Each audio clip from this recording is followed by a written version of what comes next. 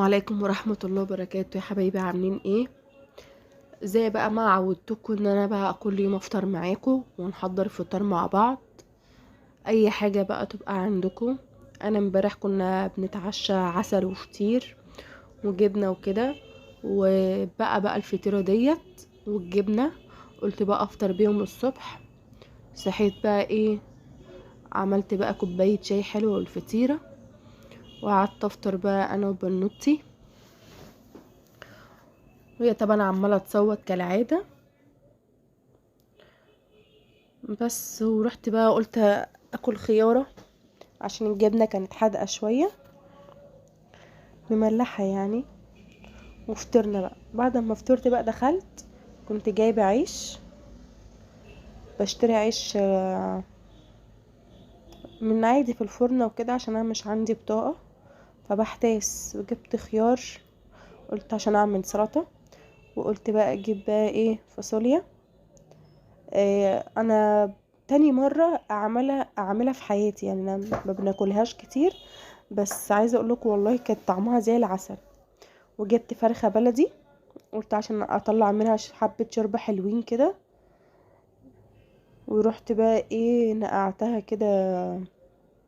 جبت 3 ليمونات، وجبت ملح ودقيق، ونقعتهم شوية حلوين كده لحد ما انا ما غسلت الفاصوليا. ورحت بتاع ده، سبتها منقوعة هي والفاصوليا، يعني الفرخة سبتها كده في الدقيق والليمون والملح، ونقعت الفاصوليا. قلت بقى عشان ايه، عقبال ما اغسل المواعين ويكونوا بقى ايه اتنقعوا حبة حلوين، ونزلت الطينة اللي فيها وكده. وبعد كده رحت صفيتها. وقلت بقى ايه، عشان يعني ما بعرف، يعني في ناس بتقطعها وبعد كده تغسلها، بس هي كده نزلت كل الحديد اللي فيها. صح ولا ايه؟ انا بعصر بص الليمون، احط القشر فيه عشان ما كنتش عارفه اعصره كويس، عشان كنت متعوره وكان عمال يحرق ايدي. بس هسيبه بقى كده يتنقع حبه حلوين.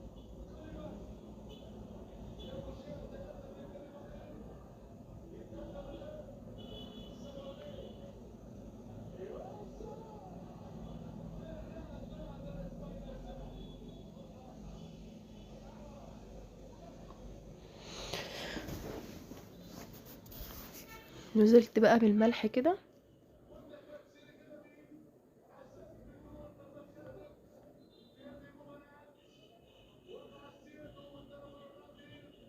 مش عارفه افتح كيس الدقيق، رحت فتحته بقى.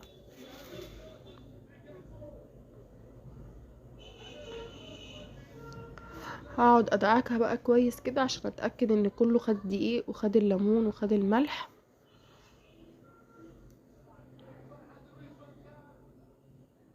بس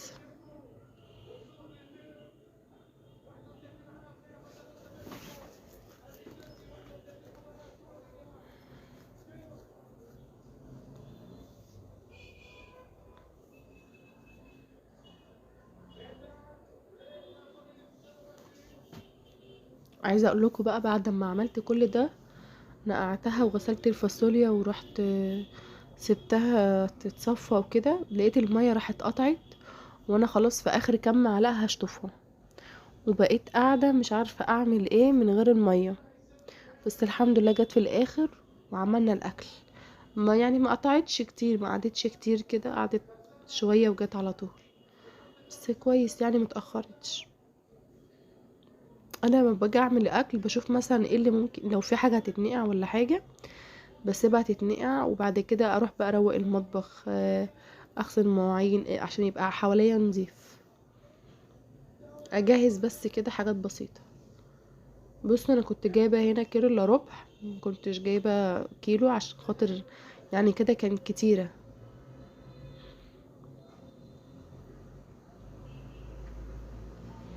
حسيت ان الطبق ده صغير عليها ومش هتعرف تتنقع كويس، ورحت جبت بقى طبق كبير، قلت عشان خاطر تتنقع فيها.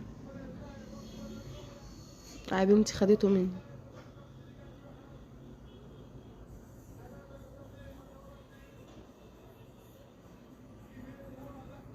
مش عايزه تسيبهولي، عايزه تقعد تلعب بيه.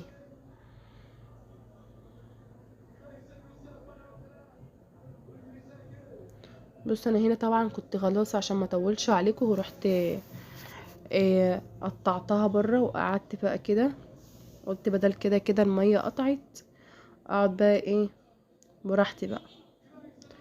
بص بقطعها ولا كبيره ولا صغيره، يعني معقول كده، عشان اللي هياكلها بعيش هياكلها برز يعرف يغمزها كده. كنت بشوف بقى لو في حاجه ما اتقطعتش اقطعها. جبت بقى بصلايه كده كبيره وقطعتها. بصوا انا بحب اقطع البصلايه من الراس، يعني من اخر الديل بتاعها كده، مش من الراس، عشان انا بحس لو انا قطعتها من الراس طب ما هي كده يعني هتتقطع في ايدي. وبشيل اخر قشره ديت عشان خاطر بيبقى ساعات فيها سواد كده، اللي هو الهباب دوت، فلا، فاحسن انا اشيلها خالص عشان اطمن ان هي كده بقت نضيفه يعني. انا طبعا بغسلها. جبت بقى الحله كده واقطع بقى فيها البصلايه مكعبات كده حلوه يعني، وهقشر معاها كمان فصين توم احطهم فيها علشان خاطر ابقى تدي طعم للطبيخ. يعني انا اي حاجه خضرة بعملها في الخضار بحط لها توم. يعني لو الحاجه دي مش هتعملها طشه وكده فلازم يبقى ليها توم طشه، صح؟ تقلوها طشه ولا ايه قلنا مش عارف، محدش بقى يتريق عليا. طشه، صح، هي الطشه. انا عندي كبه بس مش يعني قليل قوي لما بقطع لما بحط فيها البصل واضربه وكده قليل قوي. لو هعمل بقى كمية كبيرة، بصوا اقطع التوم كده حتت كده شرايح، ما دقيتهوش عشان خاطر انا مش يعني مش عايزاه ناعم عادي، انا عايزاه بس كده يدي طعم وريحة كده يبقى حلوة، عشان كده خليته زي ما هو كده.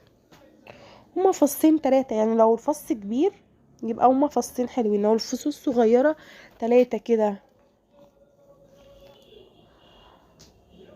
بس بقى كده هقعد بقى احمرها. بشوف بقى البصل اللي ماسك في بعضه دوت بعمله بفكه.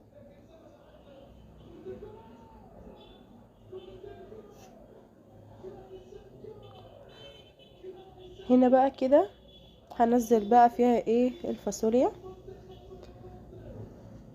بصوا بقى انا هنا هقعد اقلب فيها حبة حلوين لحد ما هتغير لونها. يعني شفتوا هي عاملة خضرة ازاي؟ اول ما هتدبل كده معايا واحس ان لونها اتغير هنزل بالقوطة. هي دي طريقتي في اي خضار، عشان يعني هو كده بيتقال عليه ايه، مش مسبك. عشان المسبك بيتعب، المسبك ده اللي هو انت بتسبكي القوطة الاول وبعد كده بتنزلي بقى فيها الخضار، لكن كده بيبقى احسن، اللي هو بيبقى كله ني في ني ويستوي كله مع بعضه، فده بتبقى احسن.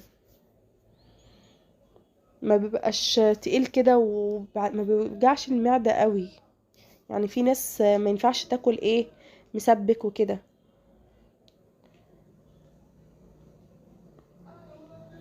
بصوا هنا بقى كانت غيرت لون عامله ازاي، كان لونها كده خلاص اتغير. هنزل بقى بالقوطه كده. انا كنت جايبه يعني نص كيلو كده، مش حاطه فيها قوطه كتير. نزلت بقى بالملح والكمون والماجي وفلفل اسود وشويه بقى سكر. ليه بقى سكر؟ عشان ما تغمقش، ماشي، وكمان تدي طعم للخضار حلو، تيجي تاكلها كده تحسي ان هي مسكره. الخضار يبقى طعمه معاكي جميل. اي خضار عندك، سبانخ، الفاصوليا، البسله، الحاجات دي، الملوخيه. فعايزه اقولك والله مش سكر كتير، يعني هي ربع المعلقه كده، عايزه اقولك والله بتودي الاكل في حته تانية خالص. هنا بقى الفراخ بشيل منها الكبده اللي هي المنوره دي، ان طبعا هي مش حلوه خالص، بتزفر كمان الشوربه فمش حلوه، فالاحسن ان انت بتشيليها.